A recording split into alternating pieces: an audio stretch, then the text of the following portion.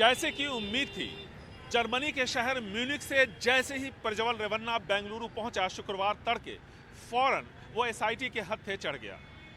उसके खिलाफ arrest warrant भी जारी हुआ था। हालांकि ये मामला बलात्कार का है और ऐसे में पुलिस को बलात्कार के आरोपी को गिरफ्तार करने के लिए किसी भी अरेस्ट वारंट की ज़रूरत नहीं है। लेकिन इसके बावजूद चूंकि प्रज्वल रेवन्ना अपने डिप्लोमेटिक पासपोर्ट का इस्तेमाल कर विदेश भागा था और डिप्लोमेटिक पासपोर्ट को जब्त करना यानी इम्पाउंड करने की जो प्रक्रिया है उसके लिए वारंट की ज़रूरत थी विदेश मंत्रालय को, और इसीलिए उसके खिलाफ यानी प्रज्वल रेवन्ना के खिलाफ वारंट जारी हुआ। लेकिन प्रज्वल रेवन्ना अब जबकि एसआईटी के हत्थे चढ़ गया है तो बहुत सारे सवाल हैं एसआईटी के पास जिसका जवाब एसआईटी को तलाशना है।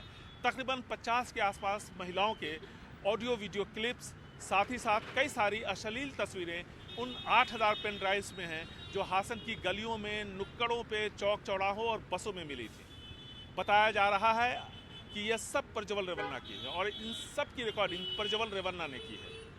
और यह भी आरोप लगा कि प्रज्वल रेवन्ना का पुराना ड्राइवर कार्तिक गौड़ा, उसने ये सारी रिकॉर्डिंग लीक की है।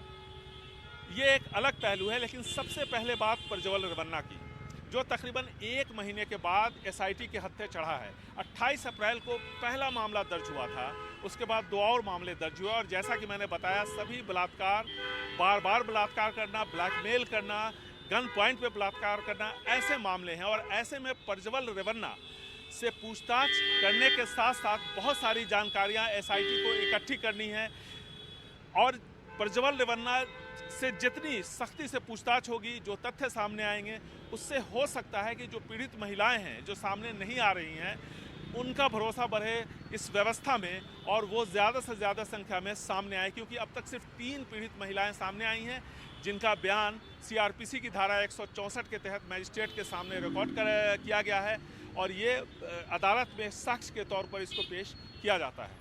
और अदालत में ये मान्य भी है, देखना है कि पुलिस इसमें और कितनी जानकारियां इकट्ठा कर पाती है और कितनी सबूत पुलिस को और मिल पाते हैं इस बारे में।